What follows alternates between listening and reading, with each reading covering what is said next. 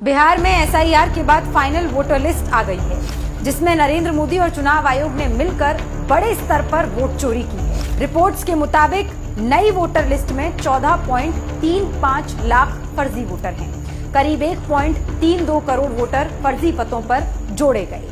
मृतकों के नाम फाइनल वोटर लिस्ट में शामिल हैं। एक ही नाम वोटर लिस्ट में कई बार दर्ज है। बाराचट्टी विधानसभा के मकान नंबर 6 में 877 वोटर दर्ज हैं।